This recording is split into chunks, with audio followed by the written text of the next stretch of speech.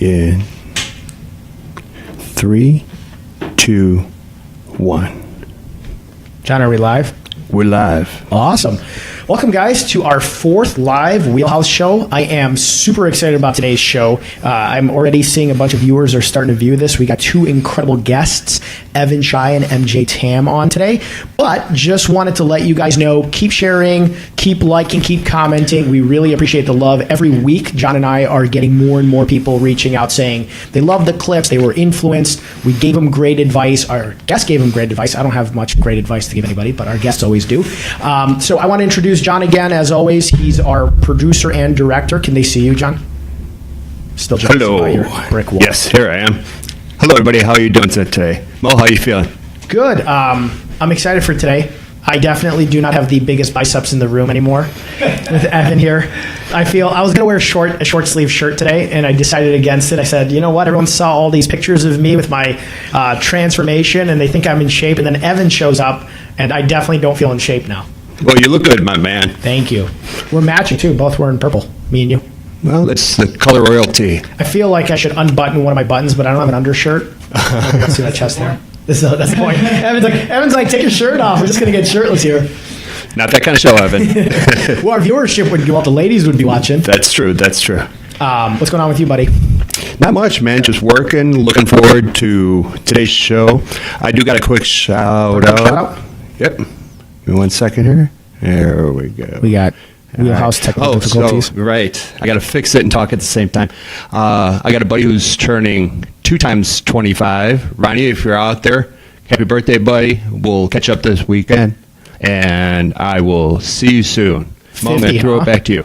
50 years old, huh? Good for him. No, not 50. Not 2 50. times 25. 2 times 25? Absolutely. Hey, I can do a few things well. An addition is maybe one of them. Yeah, embrace the 50. 50 is the new 30, right? Sure. So I'm going to introduce our first guest because we have a ton of stuff to talk about. I'm actually going to read part of his bio. He told me don't read the whole thing, so I'm not going to read it because we have an hour and it would take 2 hours to read all the incredible stuff this guy's done. We've known each other for a long time. We lived in the same building. I met this guy in 2006. In 2010, he started Chi-Town Fitness, watching it evolve from what it started at to what he's doing today with a company that he's launching called High Tide, which actually has already launched.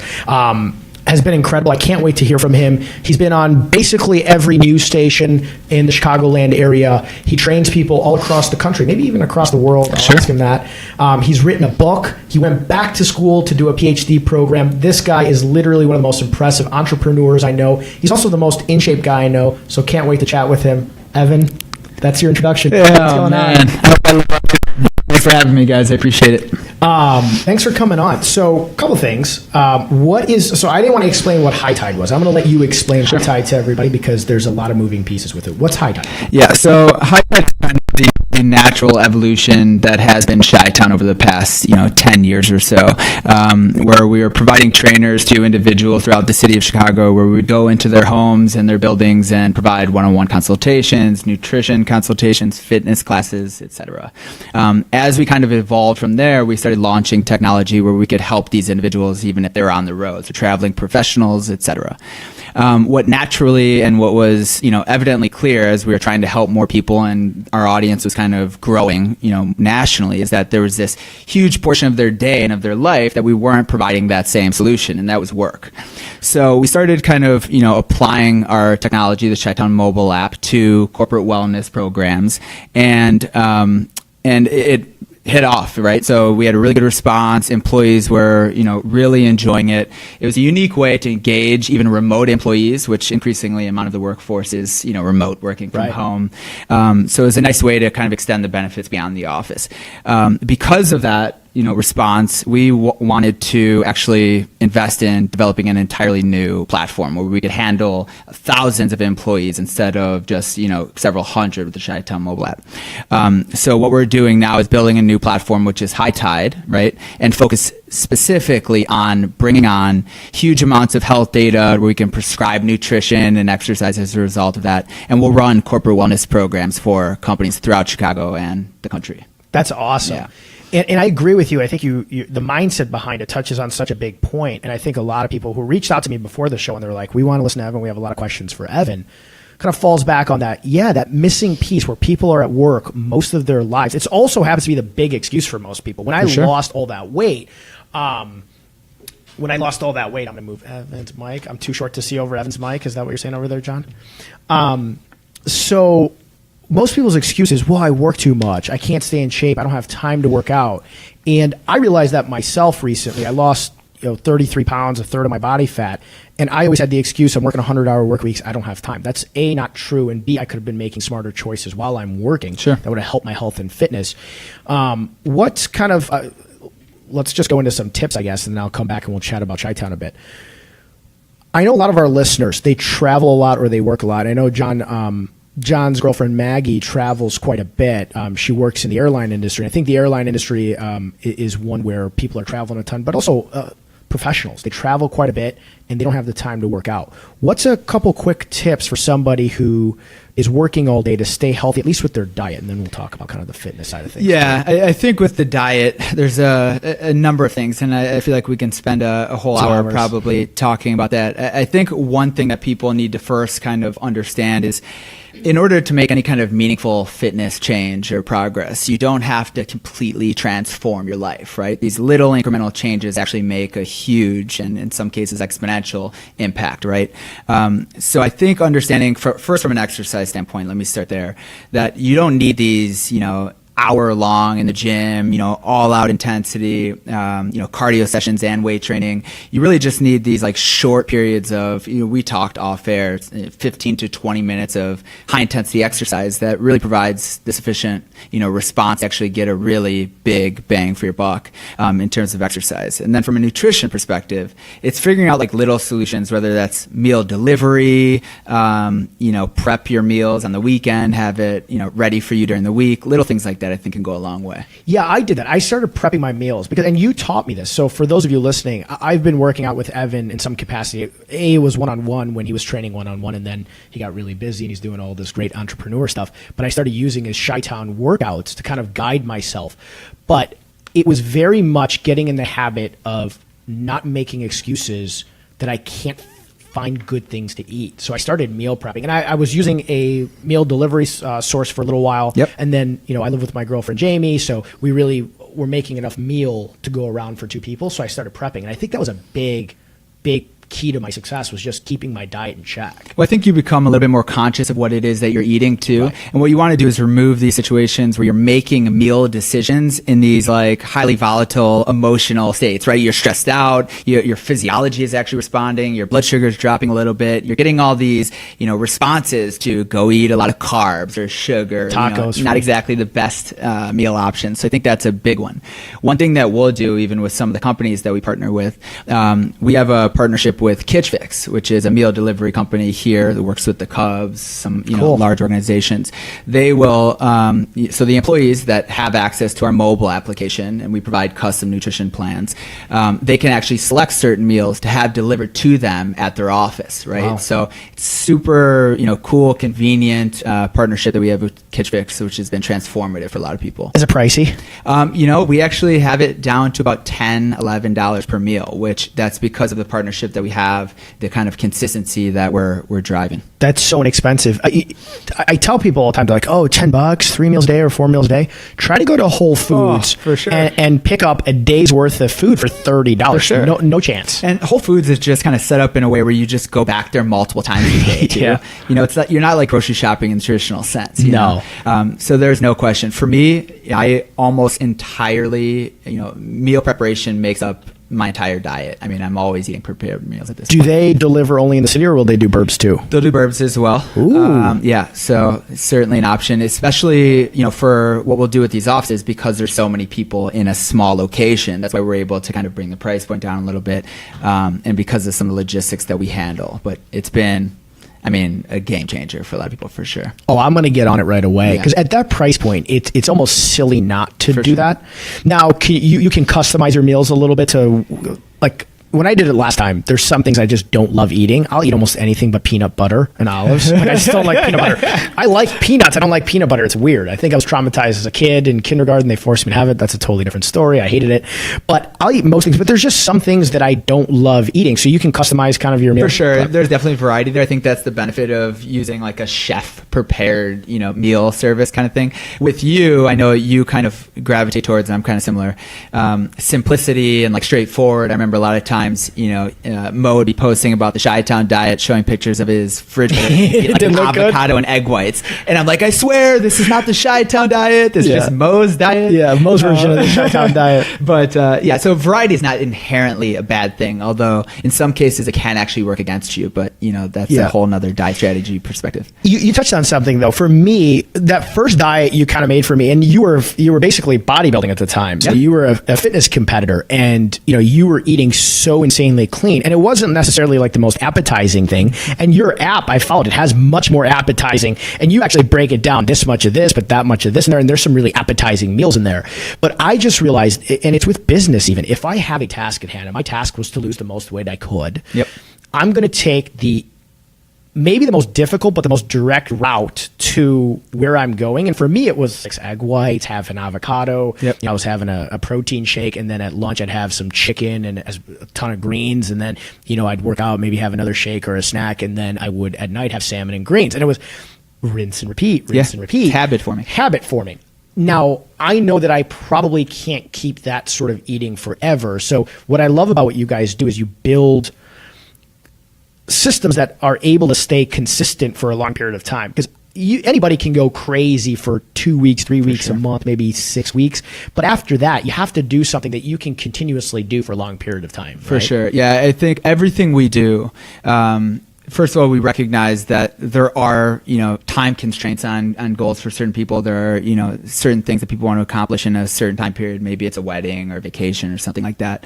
But without, any variation, we are always considering how we're going to help you sustain that progress over time. And I think there's a number of different tactics and strategies we have that we've learned over the years that we can subtly kind of work in there, even if that's just kind of teaching you first principle aspects of dieting, things, tools and mental models with which you can always use moving forward that aren't dependent on whether or not you have access to only egg whites or something, right? How to eat properly when you're, at a party or, at an event or things like that I think you can kind of always fall back on. One thing you taught me a long time ago was I control what I eat in those settings. So make the right choices when I'm out on a business launch or I'm out with people. And I became very good at controlling where we were going. For sure. So if somebody says, hey, we want to go get lunch someplace, I'll say, great, we're not going someplace fast food. I'll go someplace where it's, I can get sushi or someplace, and I'll look at the menu and then book it. It's got a salad that doesn't seem like it's going to be too unhealthy. So I've become very good at controlling where I go to eat, not letting somebody else set that place up for me. Exactly. I mean, that's another misconception so many people have. It's like, well, I'm, in a social setting, I'm in a business, event. You should apply the pressure and not feel it, right? And you have so many opportunities throughout, scheduling the event to actually, get your input in there and determine where it is that you're going. You can make sure that you surround yourself in an environment that at least makes it as easy as possible to stay on the path that you've set forth. Love it. Let me go all the way back to when you started Chi-Town, little entrepreneur piece of this. How did you know, and I don't think I've ever asked you this, how did you decide to be kind of an entrepreneur and start Chi-Town? Because I remember seeing you at Holmes Place at 512 McClure, you used to work out, you were in good shape, and then it went from that to Chi-Town, and then Chi-Town took this trajectory that was like skyrocketed. I know you did a lot of hard work to get it to where it was, and everybody always looks, and I said this a few weeks ago, at the end product of a successful entrepreneur. There's a video online that I love because there's a car in it, and I love cars. This guy, Patrick Bet-David, talks about this kind of end product of a successful guy. So everybody probably looks at you as like, holy smokes, he's so successful. I know you've worked really hard, but what was kind of the deciding point that you're going to be your own business owner? Yeah, for me, I have to tell you that it wasn't as much this continuous evolution as much as just like, my innate wiring, right? So, growing up in terms of how I kind of set myself on a path for fitness unknowingly, physicality and fitness was always a part of my life, right? Parents, my dad played in the NFL, uncle played in the NFL and the MLB on my mom's side. So sports was always Good a part genetics. of what, is a very natural part of our life, as, normal as having a cup of coffee kind of deal, in terms of exercising on a regular basis. So that was fortunate, for me to kind of always have as a part of my, regular routine. But it also became kind of tied to who I was as a person, the physical side of things. And then once I, went into college, my family was in construction and development. And I knew that I wanted to, start a company. I wasn't playing sports anymore. I had a lot of time on my hands. I kind of lost, a sense of who I was when I lost that sports, the physical component of what I was doing. So I started a construction and development company at that time. I was about 18, 19 years old. And, for a number of different reasons, the economy was fantastic. Again, the connections from my parents and my family, the trajectory was pretty nice there as well. So initially I was kind of jaded to some degree at a young age, making good money, totally misunderstanding of how you kind of stumble on success. What I realized quickly there was that, I was still miserable, right? Like I was doing something that I wasn't genuinely passionate about. So the entrepreneurship side was always a direction I was going to go. Looking for jobs, working for another company, it was never something I was going to fall back on. I just needed to kind of forge my own path. So when you saw me at the gym, that was right after I had sold my construction company, fortunately just before like 2008, had a lot of time on my hands, spending a ton of time at the gym. And some of the guys at Holmes Place were still to this day some of the best trainers I've ever been around. And for whatever reason, they recruited me in to, work with them. I started training. Admittedly, at first, it was just a hobby, it was something kind of fun. I couldn't take it seriously at the time as a profession that was going to provide any kind of true economic benefit at some point, right? Which at that time was my true north, right? How can I be as successful as possible in the conventional sense? But fortunately, I think that because I was so interested in it and passionate about it, I think is something that kind of evolved. The economic success kind of followed suit after that. And I think that helped reinforce, and it was kind of this snowball effect where, okay, I'm going this direction. I really enjoy what I'm doing on a daily basis. And now the economic part of the equation is fueling the kind of life that I want to, But I think there's, a couple important lessons there, but one in particular, I remember during that time, as clear as that path seemed to kind of just naturally unfold, there was a lot of soul searching going on, a lot of, okay, I know I need to, everyone's telling me I need to find something I'm passionate about. Every book I read is telling me, find your passion.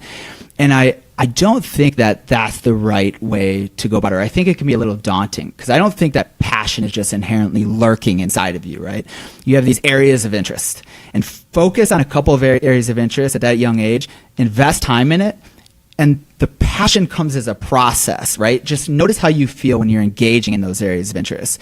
And then as you kind of continue down that path, I think that's where passion really comes in. What's awesome about you is your passion, exudes out of you. You can see how passionate you are about what you do and what you love to do, but you're constantly learning. So I think I mentioned it at the beginning of this.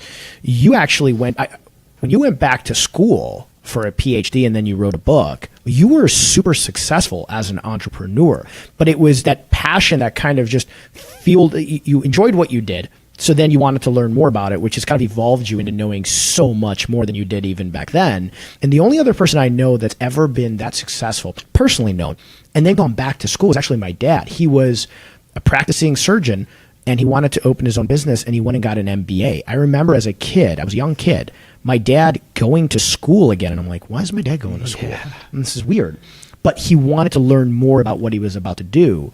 What made you, and this to me is fascinating, what made you, I'm big on learning. I read a lot. I read so much more now than I ever did as a student. But I read things that I think are going to help me evolve what I'm doing. What made you take a huge leap and then go back and learn so much more? Yeah, there's a lot to unpack there for sure. I think there are definitely some parallels that there are definitely some parallels that exist between what we both had kind of witnessed our fathers doing, I think, that have translated to the way we kind of operate now.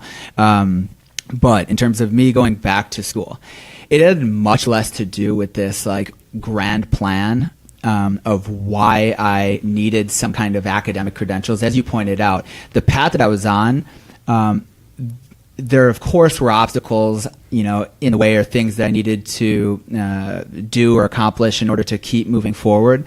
But going back and getting a degree or piece of paper, effectively, is how I'm calling it. It wasn't one of those things, right? But one of the things that kind of was happening during this time period of growing Chi-Town, and as you know, I was traveling a lot and seeing different parts of the world, et cetera. The way in which I just view the world, and more specifically my place in it, had changed quite dramatically, where it wasn't all about this kind of means to an end, or, how am I getting to some final destination? It was much more about all I am is this, consciousness, this experience of today and right now. And what I do know is that when I'm challenging myself, when I'm setting myself on a path to continue to grow, and that I feel that tomorrow can be even better than it is today, but I'm enjoying the heck out of today, right? Love it. It's that kind of mentality that it continues to guide me. So if you see like what my morning routine is to kind of materialize a to-do list, it's kind of a process I go through every day.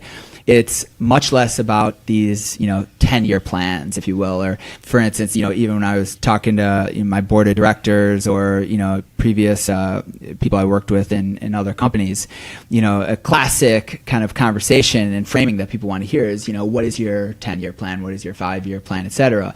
And as far as I'm concerned, I've never yet seen this, someone who can accurately predict the future. It's just kind of always on some spectrum of like projection, right?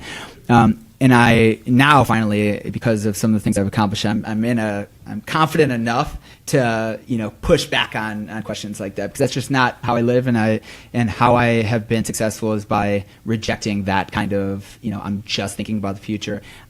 Me and my team are obsessively focused on growing today. I love it. And taking 1% forward every single day. You don't sleep very much. I know that. So you're like me. So I'm going to bring on our second guest in a second, and we're going to tag you back in too. But a couple quick pieces of advice, because somebody had asked me this beforehand, and people ask me this all the time. Mo, you don't sleep. How do you get sleep? How do you have energy throughout the day? You work, 4 or 5 different jobs. I now sleep about 6 hours a night. I control that. Again, kind of a lesson you had taught me was, you control how much you sleep. So if I know I got to be up at 8 and I want to sleep 6 hours, I'm going to bed at 2. And I have a ritual in that I unplug a little bit before, and this is going to sound crazy, and my guy friends are going to make fun of me, but I take an Epsom salt bath, which kind of calms me down, and I'll kind of read some stuff, look at some stuff, and then go to sleep. So my mind is shutting itself down, because entrepreneurs, especially people who keep trying to evolve, your mind is always racing. So how do you handle sleep? And then any quick tips for people who feel like they just don't have energy? Because we had spoken about this before, and you got some good energy tips too to keep your energy levels high. Yeah, coffee. No, but first of all, in total fairness, I am far from mastering sleep for all the reasons that you just outlined. I don't get a ton. I probably get about 4 or 5 hours of sleep a night. Although I feel fine, that might be just because my new normal is operating at about 65-75% throughout the day. I would argue that sleep is profoundly important, and you should be working to get more of it for sure. But I think my routine resembles to some degree how you kind of just outlined it. I no longer will bring my laptop into the bed or even be really answering emails in bed. I think that's just an absolutely dangerous thing to do. It's a slippery slope. But even so, after I go to sleep, typically I'll read. Almost always I'll read right before going to sleep, and a particular kind of reading. There's certain kind of content that I'm not reading right before, and nothing motivational, nothing that's going to steer me up Get a little you up bit. and running again? Basically nothing business related at all. That's interesting. More from like a philosophy standpoint. So we can dive into some of those books later, but and then I'll have my phone just out of like arm's reach, right? So I don't want to be able to wake up in the middle of the night and check my phone for anything. Because again, that will wake me up. Like the minute I am kind of stimulated in any way. This morning it happened at like 2:15 a.m., right? And I've been up since. Shoot, you need a nap. So because the minute I'm thinking about things that I could be doing to get that 1%, right? I am just up out of bed. Ashley, always makes fun of me about it because I just wake up like excited. She's like, it "Go drives back her to crazy, right?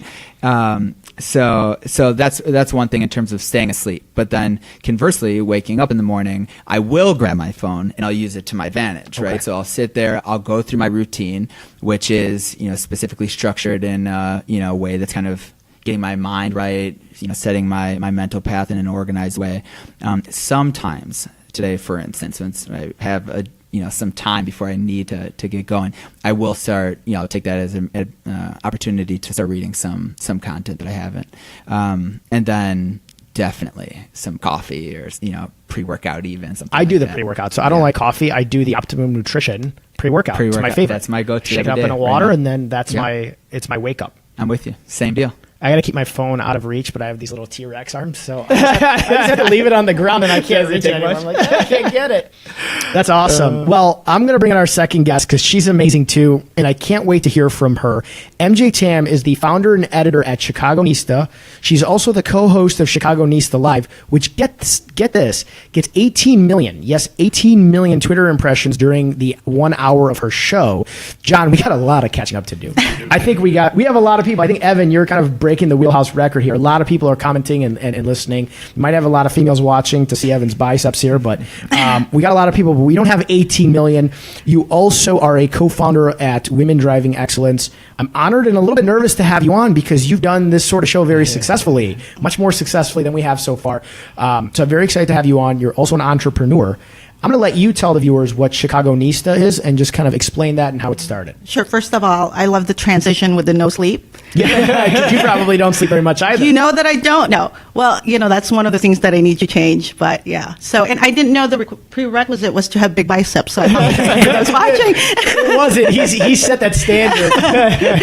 I apologize. But yeah, so Chicagonista.com has been around for quite a while. It is a site, it's a blog site that we have numerous writers writing about Chicago, our love of Chicago. So things that we find in, places like yours is one of those things that we'd probably feature, great things about Chicago. We love Chicago. So, and with that, I built the Chicagonista Live show, which has come to life of Chicagonista, partnered with some awesome women. We have Nancy Liu with the WGN News, and of course, Beth Rosen, who was been a podcaster for the longest I've known from NBC. So we have, professionals who's working the microphones and all that stuff. But it's been many years that we've been doing this, and it's fun. Everything's about Chicago, and we talk about pretty much everything. Think about Windy City Live, kind of thing. But we've been around before Windy City Live. Yeah. So, but it's fun. It's a fun take, and, it's a little show that is pretty powerful. And one of the things is our major work is in social media and working around influencers, and you talked about Women Driving Excellence, which is another kind of facet of what we have. But really behind all that is I run a digital marketing agency with Beth Rosen, and we specialize in digital videos for social. So we partner with huge brands that use social influencers around the country and produce videos for social. And so we are very active in the social media world. And I think most of our followings are between TV and social, and it could be really powerful. So I love it because you've been so the last couple years, everybody's doing videos and content, and it's kind of the online video content's become kind of a popular thing. Evan's been doing it for a long time too, blogging, doing videos, and I'll chat with you guys about that in a second. But you've been doing this for a long time before it was popular. 1999. Whoa. Long time. So you were doing it before social media was really popular. Before it was called social media. Yeah, so for a long time, didn't even want to say I'm a blogger because, when you're writing, I was in the fashion industry to begin with. And 1999, one night, my husband and I decided to start having children. I decided to stay home because I was traveling so much for the fashion industry. And I started, hey, I'll open up Chicagonista because, fashion style in Chicago, which never happened to be that way. It turned out to be more about Chicago's. And in the beginning, we called it movers, shakers, and baby makers because we wanted to be like kind of a hip mom kind of thing. I was a newer mom. But it didn't really turn out to be that way. And we've changed the whole byline eventually to that. But, it's it's been a long time ago, 1999, even Wow. pre-Twitter and pre-Facebook. So back then, our concentration was truly writing contents that people are more loyal back then, going in and making comments. And of course, all of a sudden, Twitter, Facebook, Instagram. So all your followers, I don't think there's so much loyalty anymore in certain things because, we're all on our phones, right? It's easier to be on your phone. And who really reads all that writing unless something goes viral? Nobody Yeah. really goes in there, or if you have a catchy line. But it's a great tool for linkage. It's very important for a lot of news industry to be found because of search. So those are really important. So, over the years, a lot of things has changed in social media. And from the time that I was there, all of a sudden it's called social media. And that was probably around 2007 when I started hearing the word social media, and there's Social Media Club, and I'm like, oh, okay, I guess we have a new name now. 'Cause for a long time, it was new media. Yeah. So What I love is that you've lasted the test of time in that sense because it has evolved so much, and now it's evolving exponentially. Every year, social media is kind of changing in the way they're doing things. But you started before social media, was giving great content, and social media came around. You kind of ebbed and flowed with how they were doing it, and you're still around, still successful. I love that. Was it having kids and staying at home that made you want to do this, or was it just you always thought I want to do something entrepreneur based, and then you fell into it? Kind of like Evan was saying, he knew he wanted to be an entrepreneur, and then fitness was a passion. Was that kind of how you fell into it too? I think it kind of fell into it. So in the beginning, I was really writing about personal experiences, and that's how it sort of started. And with that, without having to make an effort to even promote it, I was found a community all of a sudden started commenting, and next thing you know, I have a followership of women who are pregnant for the first time, and was talking about real life. And I remember Google started emailing, and they're looking for social media women, not called social media then, but blogging women at that time to speak, and I thought it was a spam email. I'm like, I remember not answering it for a couple of times, and they keep emailing me back, and finally I answered, and next thing you know, I was speaking in front of hundreds of consumer packaged goods marketers. And that's when I kind of realized, oh, I didn't know I was that influential. Basically, is how it turned around, because they had so much question. How do you wake up in the morning? How do you choose a product for your baby? How do you choose a product for yourself? How about, what do you do the next day? What makes your decision to buy certain things?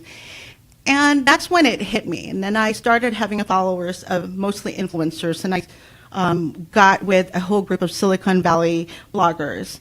And next thing you know, I was planning events annually for hundreds of bloggers around the country. And I started working with brands that wants to be heard and get voices out there to talk about the brand. And so that's when I'm like, oh, I can make money out of this. Yeah. And it's incredible because now you get a certain amount of followers, they pay you to do things, but you are innovative in the sense that that sort of platform to make a ton of money wasn't there. Now the blueprint of how to make money in social media, it's kind of out there. You were moving when there wasn't really a blueprint. I always say it's fairly easy to be a successful entrepreneur these days. It's simple. It's not easy is what I say, because the path to success is out there. You just have to kind of consistently implement that plan. I actually equated a lot of time to fitness. I tell people having a washboard set of abs or looking like a fitness, Evan's going to punch me, is not that difficult in the sense that it's simple. It's just not easy to be consistent for long enough to get there. And most people aren't motivated for long enough to get there. So they'll say, oh, great, I need to eat right, I got to work out, and there's some variables. And I can do that for 6 weeks, 8 weeks, but they can't do it for 1 year, 2 years, 3 years, 4 years to look like Evan does, or a decade or 2 decades to look like Evan does. And it's the same with business owners. Most business owners, the path to success in their business is out there. They just are not motivated and consistent enough day after day after day, month, year after year. I'm 9 years into my business. I'm still grinding along. Most people, they see a couple failures and they stop. You're maybe one of the first people I've met in a long time who you didn't have a blueprint to success, which is fascinating. There was no blueprint for you. There's been a blueprint for me to do everything I'm doing. I'm hardworking, but I didn't have to innovate. So what I love about what you've done is you're innovative. You had to innovate to get where you're at. I think that's where we got lucky, because we kind of just do what we feel what's right. And I have to say, it's harder for a lot of those who wanting to focus on social media to get in, because all of a sudden you have all this competition. So even for me, with the laws and changes that's happening, people are understanding social media more now, and who's not in social media anymore. So you can't really determine which one is an influencer, because everyone is. Everyone has a point about something. So it's a little different. So my job as well, running an agency, is getting harder and harder, because there's the micro influencers, there's the real influencers. So you don't know anymore. So again, like you mentioned, I really lucked out in being there in the forefront where there's no competition yet. But now there's like 10 million and then bigger companies that does a better job than us, and we just happen to be still around. And I think you made your own luck. I think everybody gets lucky. And I always say it's being in the right place at the right time, but it's also doing the right things in the right place at the right time. I think the doing the right things in the right place at the right time is such a missed piece of it. And I'm going to ask both of you this question, because both of you are great content creators and great original content creators, which is super important. People share other people's content a lot, but I looked at Chicago Nista. You guys have great content. And Evan, you've for a long time been putting out and I remember you'd be up late at night typing content to put out the next day. Do you feel as though, and you touched on it, that reading has gone away a little bit and video is so powerful now? Do you feel like that's kind of where we're going? Absolutely. I think that's where the money is, to be honest, in marketing, and you have to have the video to make it happen. The thing is, we're not as focused as we used to be. Mm-hmm. Unless you have a quick video out there, it's really hard for people to, wanting to sit and read. Yeah. Everything has to be quick and easy, and I think that's why we know we're successful when it comes to like 1 minute videos. And no one sits for 10-minute videos anymore. There's a lot of YouTubers out there who has a great following who actually does 15 minutes video. But I always wonder, do people really sit through the whole 15 minutes? Because I know I certainly don't. Yeah. No, I love it. And Evan, you did a lot of video stuff too. I mean, you look good on video, so people are watching. Evan that's a big plus. That's for sure. It's all CGI. So the viewership was very high, but your content was great too. A couple of times you would do kind of written content and then also video content to go along with it. I love that. Do you feel, as you've transitioned to video, is a huge piece of it? Yeah, well, actually, we started with video. That's where Chi-Town really, got a lot of traction. If you look at some of our, older videos, a couple million views, and they are probably 12, 15-minute videos. Partly because of the kind of content that it is, right? It's a workout video. You kind of need to see what the next exercise is, etc. But we always took what was relatively unique then, but not so much now. Some of the graphics works and things like that we did to really put our minds from the perspective of the viewer and really kind of think about it from a UX UI standpoint, like. What do they need to know? How do we make this truly, compelling, interesting, and keep them, coming back? But it always kind of came back from a place of not how are we creating viral content? How are we creating content that is just inherently useful to our audience, right? I think if you kind of operate from that standpoint and you get really good at doing it, I think there's going to be a lot of variability in terms of the channels that you use, in terms of what kind of response you get. But I think that fundamentally you can build an audience when that is your kind of ethos. I love it. The thing about you two that's very natural too is you're both very good on video. I've seen you on video, and I can tell already you're incredible on video. One of the things I get a lot of pushback from with my agents is, and I coach them all the time, create video content. This is where the world is going. You have to create content. And I see they're shy. They just won't do it. And there's one or two that'll do it and it takes off for them. But most of the people are very shy about it. And they're just like, well, what if I goof up? What if I don't come off well? And I see that happen all the time in business. I'll ask you both again. This is a great roundtable because you guys touch on so many of the same topics so well. What kind of advice would you give somebody who wants to do video but just is a little bit nervous about doing it? See, I always get questions like that. So, first thing is you always have to have a story. Unless if you go on camera and not have a focus on what you're 1, 2, and 3, it's just going to be a babble. It's going to be a nonstop and people will turn off. So that's one of my first tips. The second tip is you don't always have to be on camera. So, if you feel you're not comfortable and you're not pretty like him, there are times that I can't do video because I just don't feel like I want to be on video at that time.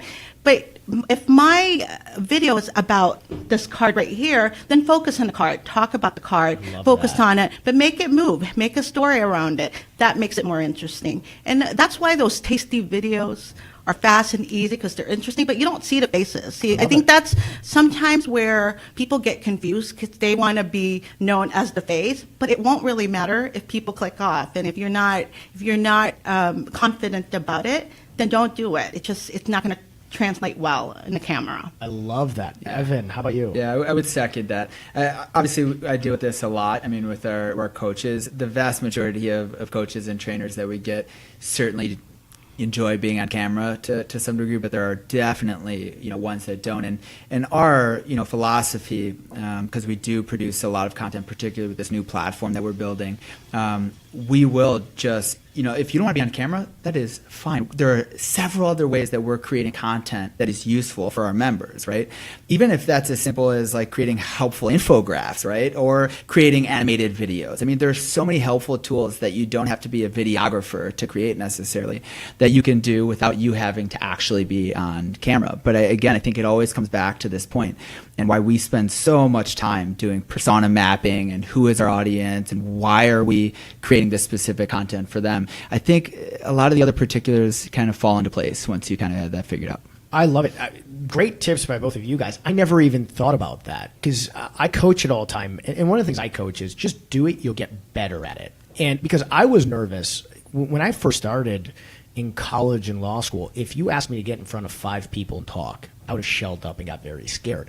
Over time, and when you're an attorney, you're stuck doing trials, you're stuck doing hearings, and there's a bunch of people watching you, and it's high stress. So I feel like I got better at it. And even the first couple of times, I used to do this thing called Main Street Mondays with Mo. I think Evan may have seen it at the time. I used to sit this iPad right in front of me, and I used to just speak to people. And my first couple of times, I was so nervous. And as time went on, I kind of loosened up and got better at it. But I never thought that maybe just don't focus on you, focus on something else. And both of you touched on that, and I love it. And again, you're right. It's know your audience and have good content. I feel like what you said, MJ, if you don't know what you want to talk about, you're just going to babble. So I don't ever script what I want to talk about, but I'll have kind of bullet points of what I want to talk about too. So I love that. John, we're getting a lot of cool stuff from these two. We are. And so you're passionate about Chicago. I love this topic too, because I see too much crap in social media and on the news about people poo-pooing Chicago, and it pisses me off, because I think, especially in the summer, it's the greatest city in the world. I think it's incredible. Have you been in Chicago a long time, kind of a native of Chicago? So, since 87. Okay. So it's Awesome. been a while. I love Chicago, but more importantly, I think, how can you not have great pictures of a photogenic city like Chicago? So it's, Instagram for me, when it comes to Chicago, it's just something fun and easy, but it's something that I really love doing. And when I see some people capture things that it really translates. You could see if someone doesn't have a passion on something and they're trying to be just like another person who's doing it. But Chicago is one of my passion, and so I think I capture it really well. And same thing with traveling. And I know Evan's been traveling pretty much everywhere, so I capture everywhere I go. I mean, I video and take photos of everywhere I go. So it's like a wanderlust that I have when it comes to the city. Do you have any trips planned? I I'm going to make do. Evan feel bad right now because he doesn't have one. I do travel quite a lot with my family, so we're in Hawaii every year. So Nice. that's coming up soon, and there's more to it, but a lot of it for work. So. Is Hawaii your favorite travel spot? with a travel family, spot, yes. with a family. With a family. My attorney in my office, Tim, who's a good friend of mine, he went to Hawaii for the first time last year, and now he goes back every year. And he was really bummed because 2 days ago, Costco had this travel deal that was $4,200 for 2 people, 1 week, flight included, at like a really nice resort in Hawaii. And I guess he was overworked and missed it. So he's like, it was yesterday. He's like, I missed booking it. And he was really upset, but I've never been to Hawaii and I want to go. And Evan and I were talking about off the air, and I think you had just come into the studio, about how I'm bad about exploring places. I just kind of always go to Mexico. And now I hear it's unsafe, so maybe I have to go somewhere else. Evan, what's your favorite travel spot? You don't have anything planned because you're growing a business, so I'm going to make you feel bad, and you're going to book a trip today, I'm sure. Yeah, As I mean, a lot of people probably say this, but it kind of has less to do. It certainly has to do with the destination that I've gone. I could give you a list of places that I love for very different reasons. I think the experiences that happen there are a huge component of that.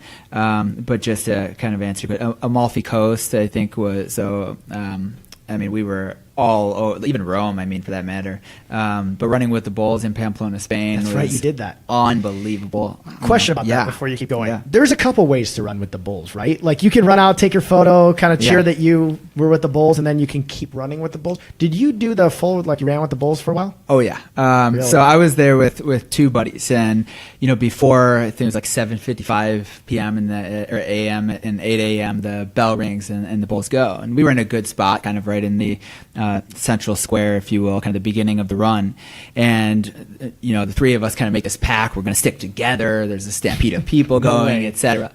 As soon as that bell goes, I hug the wall. They sprint. I don't see them for the remainder of the day because the bulls are still, 300 yards back. We don't even see them yet. There's still a crowd of people. And I was not about to run into the ring, make it through this whole path without actually touching and seeing a bull, right? Because again, there are very different ways of doing this thing. So I hug the wall, people are sprinting by, and I look to my left, and you see this kind of opening of people, and there's something in that opening, and just probably about 6 or 7 huge bulls just running down, and I got to kind of hit a couple, and couple very, very close calls, because what I didn't realize is, after running, we go to this, I think they call it like Death's Corner or something. It's this super sharp corner, right? And if you're not hugging the inside and you are on the outside, that's where all the bulls end up going against the wall, right? So everyone's kind of hugging the inside. We had a couple slips there. One girl almost got hit.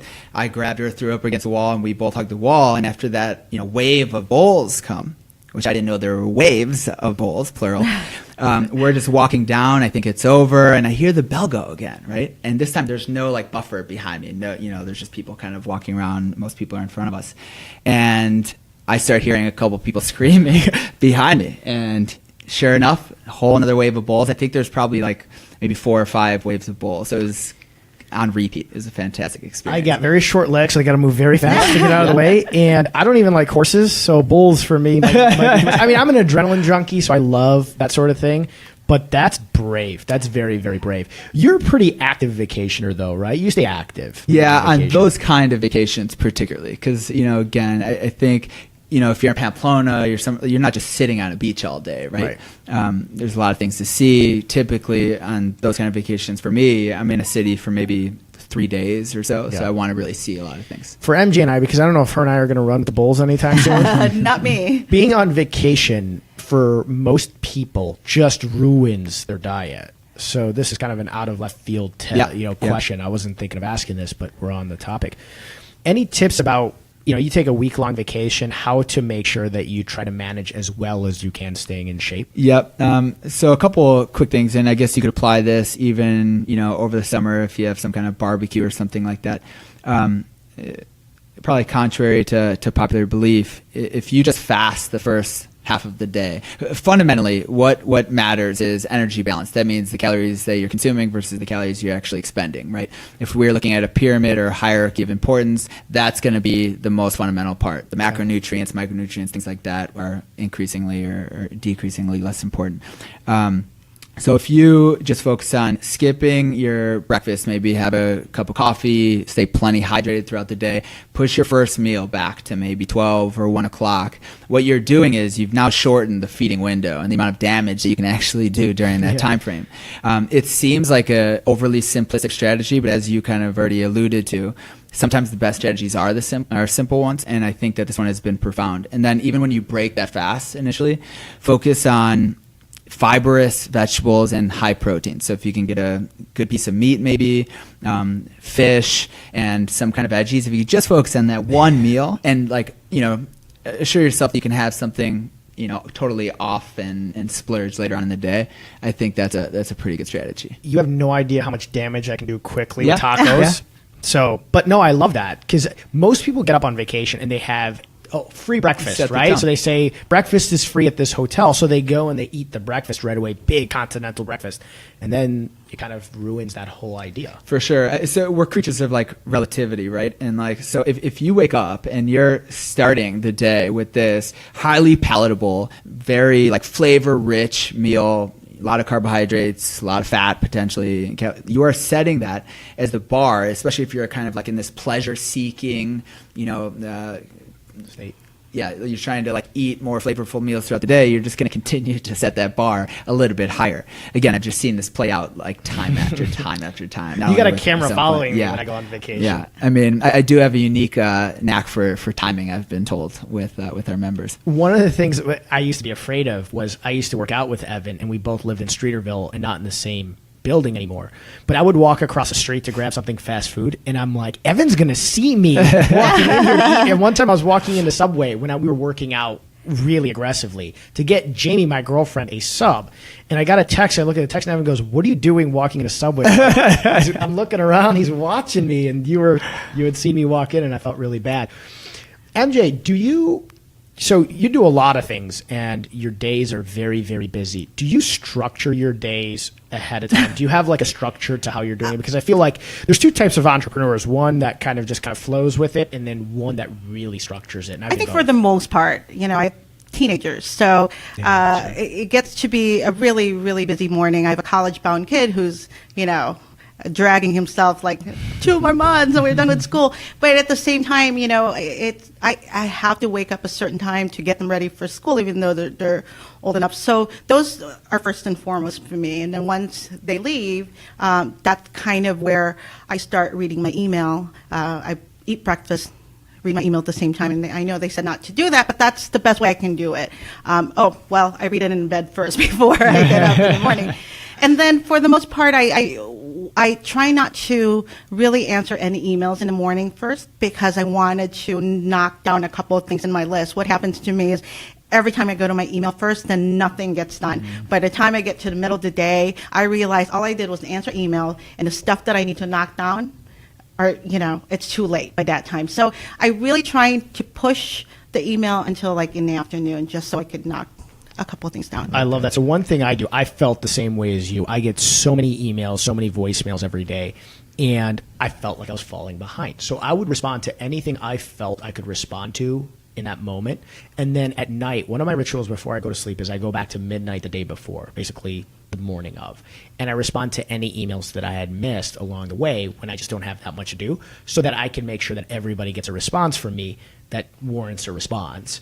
And that really helped me because I agree with you. I had a lot of trouble managing time because I would take these things and in real time try to respond and realize nothing I'm doing is life or death. I'm not a surgeon. I'm not a doctor. Some things can't wait. And I think that was a big learning piece for me was I needed to realize that everybody wants your attention right away, but some things can wait. I'm not going to be unprofessional and not respond, in a right amount of time, but some things can wait. And and I know John's looking at me like, and it's crazy that we get through these hours pretty fast. We might go a little bit longer than an hour, I guess, on this one because we have so much awesome content. But kind of brings me to asking you a piece of advice for somebody who's just getting into the business, and it can be social media related, content related, or just a general piece of advice for somebody who's trying to be a business owner now. I think social media is so easy to get to. I really think that you need to have exposure to those things to help you. I'm in the marketing end, so I think it's really important to be in all of those places. And sometimes, you think Pinterest might not work for you, but really learn about certain things before you knock it off off your list, because you'll be surprised the kind of exposure you get from it. And it's all different customers. Like I have different followers from Twitter, from Facebook to Instagram. So I'm touching on different generations of folks too, from Snapchat to Instagram. So I love it.